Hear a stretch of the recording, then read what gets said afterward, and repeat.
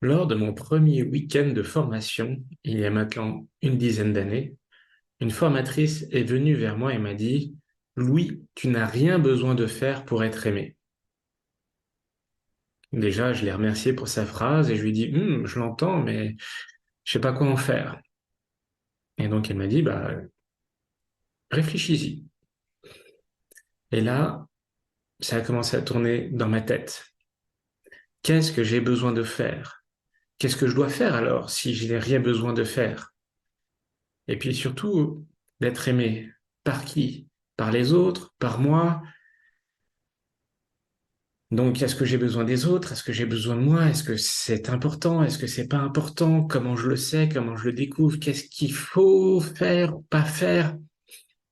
Bref, tellement de questions que ça m'a totalement bloqué. Quel est le chemin si je n'ai rien besoin de faire pour être aimé? Et c'est là où j'ai commencé à détester les doubles négations. Si j'ai besoin de faire, qu'est-ce qu'il faut que je fasse? Si j'ai rien besoin de faire, bah, il y a quand même quelque chose à faire. Et donc, j'ai commencé à triturer cette phrase, à la ressasser, à la malaxer, à la voir, à essayer de la retrouver dans mes exercices, dans mes formations, dans mes ateliers, dans mes vidéos. Tu n'as rien besoin de faire pour être aimé. Comment répondre à cette phrase? Et en fait, à force de la triturer, eh bien, je me suis dit, tiens, et si j'écrivais l'opposé de cette phrase? Comment j'écrirais, moi, l'opposé de cette phrase: tu n'as rien besoin de faire pour être aimé? Voilà ma solution. Je vous laisse peut-être prendre le temps de trouver la vôtre de solution. Si vous voulez, vous coupez la vidéo. Pour vous, quel serait l'opposé de tu n'as rien besoin de faire pour être aimé? Ma réponse, moi, c'est si j'ai rien besoin de faire pour être aimé, donc c'est pas les autres qui m'aiment, c'est moi, je m'aime. Et si j'ai rien besoin de faire, en fait, pour être aimé, en fait, si je m'aime, je fais ce que j'aime, ou je fais ce qui nourrit mon amour de moi, avec moi-même. Peut-être avec les autres s'ils ont envie de participer, mais c'est les actions que je décide de faire, en fait, je les décide parce qu'elles nourrissent l'amour que j'ai de moi. Elles sont le sens qui montre aux autres comment je m'aime moi. Et si les autres m'aiment vraiment, ça leur appartient, c'est leur responsabilité, eh bien déjà, je les laisse m'aimer. Et surtout, ils acceptent que je m'aime de cette manière-là. Parce que si je m'aime de cette manière-là, c'est comme ça que je suis heureux. Et ils sont heureux avec moi que je m'aime de cette manière-là, comme moi je suis heureux de voir qu'ils sont heureux de s'aimer à leur manière. Je m'aime, j'aime ce que je fais, j'aime qui je suis, j'aime ce que je propose.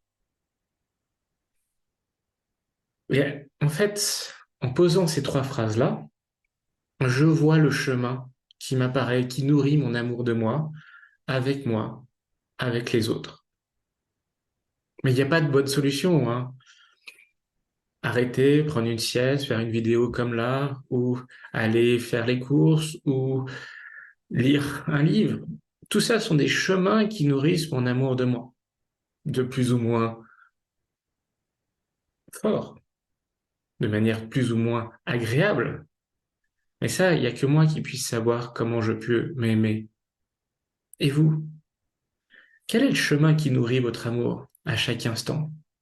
Arrêtez-vous, voyez ce qui se passe et goûtez. Est-ce que c'est un amour immédiat? Est-ce que c'est un amour moyen terme, long terme? Et même si c'est ça, juste goûtez le plaisir de vous poser cette question-là. Parce que si vous vous posez cette question-là, c'est que vous vous aimez. Vous osez prendre du temps pour savoir ce qui est bon pour vous, ce qui nourrit votre amour de vous. Déjà, félicitations. C'est bien. Prendre soin de soi.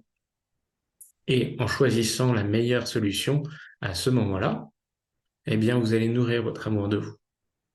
Et si la solution de maintenant n'est pas la bonne solution dans une heure, une journée, un mois, c'est pas grave.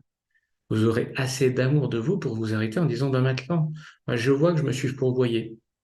Et en même temps, je m'aime. Donc maintenant, quel serait le bon chemin de moi? Goûtez ce qui est agréable ou moins agréable. Parce que tous ces chemins, en fait, ce sont des chemins d'amour vers vous ou vous écarter de vous. Donc la question c'est, tu n'as rien besoin de faire pour être aimé, se transforme en tu aimes ce que tu fais, qu'est-ce qui nourrit ton amour de toi? Bonne réflexion.